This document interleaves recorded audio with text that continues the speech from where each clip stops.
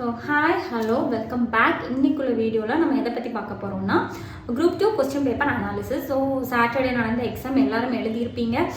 இந்த வீடியோ பார்க்குறீங்கனாலே நீங்கள் இன்னும் சர்ச் பண்ணிட்டு இருக்கீங்கன்னா தான் அர்த்தம். லைக் கட் ஆஃப் எவ்வளோ, எல்லாருமே குரூப் 2 கட் ஆஃப் எவ்வளோ, நமக்கு எவ்வளோ வந்திருக்கும், ரொம்ப ஆங்ஸைட்டி ஒரியில் லைக் வருமா வராதா, சில பேர் கன்ஃபார்மாக இருப்பீங்க, சில பேர் இன்னும் ஸ்டில் டவுட்டில் இருப்பீங்க.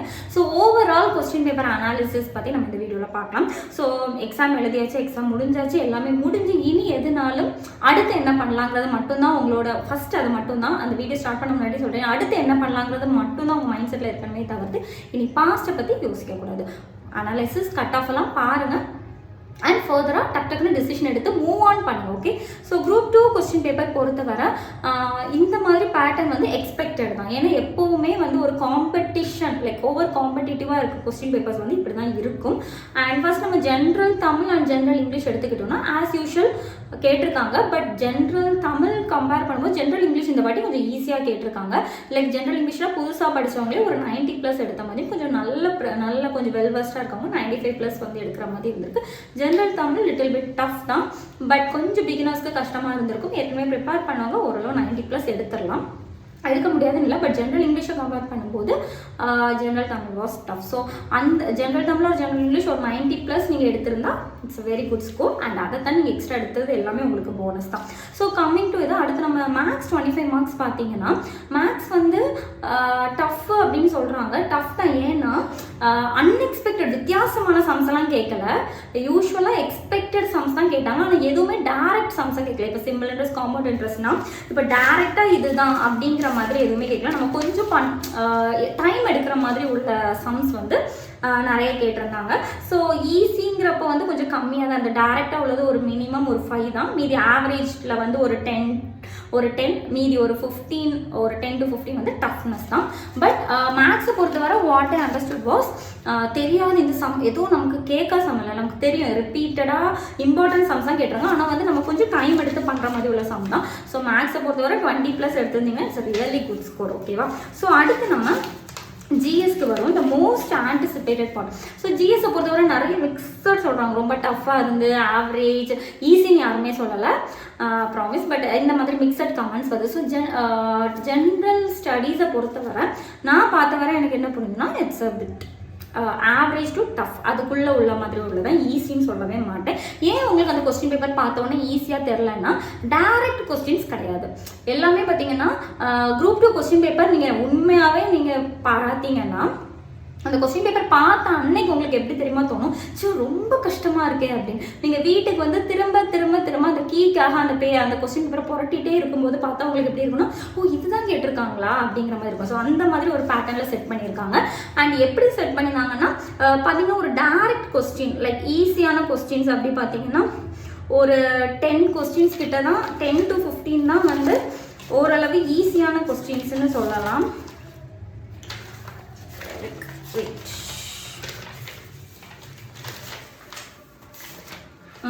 ஈஸி பார்த்தீங்கன்னா ஒரு 15 கொஸ்டின்ஸ் கிட்ட ஈஸியான கொஸ்டின்ஸ்னு சொல்லலாம். ஆவரேஜ் பார்த்தீங்கன்னா ஆவரேஜ்னா ஈஸியும் இல்லை கஷ்டம் இல்லை. ஆவரேஜ் கொஸ்டின்ஸ்னால் நான் எந்த மாதிரி கொஸ்டின்ஸ் ஆவரேஜ்குள்ளே கொண்டு போயிருந்தேன் அப்படின்னு பார்த்தீங்கன்னா, சர்க்காரியா கமிஷனுங்கிறது வந்து இம்பார்ட்டன்ட் தான் நமக்கு எல்லாருக்குமே தெரியும். பட் அதை பற்றி இன்டெப்த்தாக கேட்டிருந்தாங்க. ஸோ இந்த மாதிரி வந்து நம்ம எல்லாமே இம்பார்ட்டன்ட் நினச்சதான் கேட்டிருக்காங்க, ஆனால் மேலோட்டமாக கேட்காம ரொம்ப டீப்பாக கேட்டிருக்காங்க. ஸோ அந்த மாதிரி ஆவரேஜ் கொஸ்டின் ஒரு 25 to 30 இருந்து டஃபஸ்ட் கொஞ்சம் ரொம்ப டஃப்பான லெவல் ஒரு 30 கொஸ்டின்ஸ் கிட்ட டஃப் தான். ஸோ இது வந்து எப்படின்னா இந்த 30 கொஸ்டின்ஸ் இருக்குல்ல, இது எல்லாருக்குமே கஷ்டமாக தான் இருக்கும். லைக் எப்படி படித்தாலும் எந்த டாப் நாச் இன்ஸ்டியூட்னு சொன்னாலும் எங்கே படிச்சாலும் அந்த 30 கொஸ்டின் எல்லாருக்குமே கஷ்டமாக இருக்கும். ஸோ இந்த 30 வந்து நீங்கள் வந்து காம்படிஷன் வந்து எடுத்துருங்க. ரிமைனிங் இந்த ஈஸி ஓரளவு எல்லாம் போட்டாங்க. இந்த ஆவரேஜ் கொஸ்டின் தான் இங்கே காம்படிஷன். ஸோ இந்த ஆவரேஜ் கொஸ்டினை நீங்கள் வந்து அனலைஸ் பண்ணிங்கன்னா நான் பார்த்தவர் எப்படின்னா, நம்ம வந்து குரூப் படிக்கும்போது லைக் இன்னுமே ஃபியூச்சர்லேயுமே இதை நீங்கள் அப்ளை பண்ணிக்கோங்க. நம்ம என்ன பண்ணுவோம்னா இம்பார்ட்டன்ட் எல்லாமே படிக்கிறோம், ஆனால் தெளிவாக படிக்க மாட்டோம். அதான் பிரச்சனை.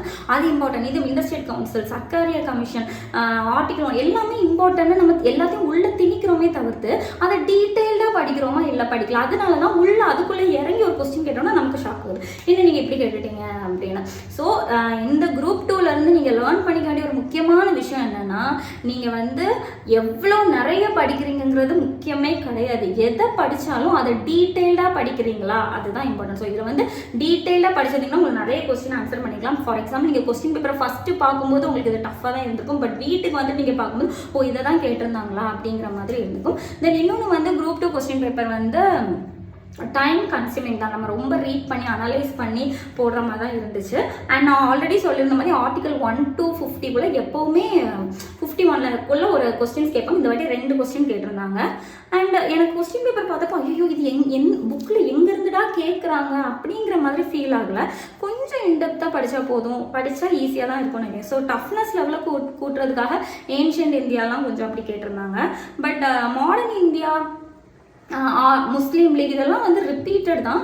பட் கொஞ்சம் எலாபரேட்டாக படிச்சிருந்தா ஈஸியாக இருந்திருக்கும். பட் டு பி ஹானஸ்ட் நான் என்ன சொல்கிறேன்னா, நீங்கள் இதுக்கு வந்து ஒரு எஃபோர்ட் போட்டு படிச்சிருப்பீங்கல்ல, அவ்வளோதான் முடியும். இதுக்கு மேலெலாம் நீங்கள் நம்ம ரொம்ப ஐயோ எந்த புக்லேருந்து கேட்டாங்கன்னு தெரியல, நான் இன்னும் நிறைய படிக்கணும் அப்படிலாம் நினைக்கிறேன். நீங்கள் படித்ததெல்லாம் கரெக்ட் தான். பட் ஏதாவது நீங்கள் மிஸ் பண்ணியிருந்தீங்கன்னா எனக்கு என்ன தோணுச்சுன்னா, படிக்கிறத இன்னும் தெளிவாக படிக்கணும், அவ்வளோதான். சரியா? சரி, ஓகே. இப்போ வந்து உங்கள் மைண்ட் வைஸ் என்னென்னா, சரி அதெல்லாம் ஓகே எங்களுக்கு இருக்கட்டும், இப்போ கட் ஆஃப் எவ்வளோ வரும் அதை சொல்லு அப்படிங்கிறது நீங்கள் அங்கேருந்து சொல்கிறது கேட்குது.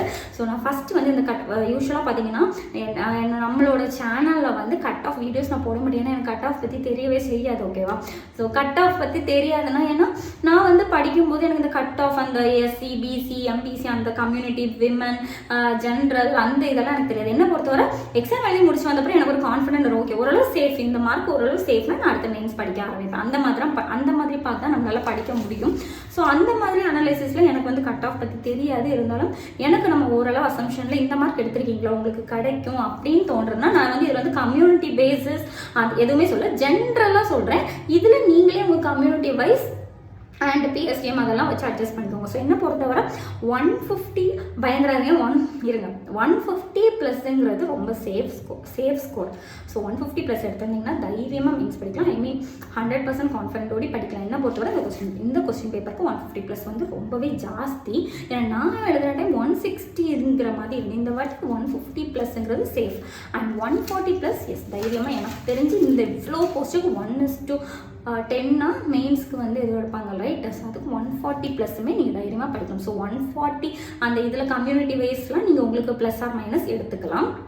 இதில் வந்து யாருக்கு கஷ்டம்னா, எனக்கு வந்து 135 to 140 கூட சான்சஸ் இருக்குது. இந்த 130 to 140 இருக்கிறவங்களுக்கு 135+ கூட சான்சஸ் 75% ஹை தான். 130 to 135, 125 to 135 இருக்கிறவங்க நிலமை தான் எனக்குமே தெரியலை. ஏன்னா இது கம்யூனிட்டி வைஸ் ஏறலாம் குறையலாம் எப்படினாலும் இருக்கலாம். ஸோ 140+னாலே நமக்கு ஓரளவு சேஃப் சொந்தம். நீங்கள் தைரியமாக அடுத்து மெயின்ஸ் படிக்கலாம் அப்படின்னு நான் சொல்லுவேன். மற்றவங்க எல்லாம் வந்து +or- அந்த மாதிரி இதுதான்.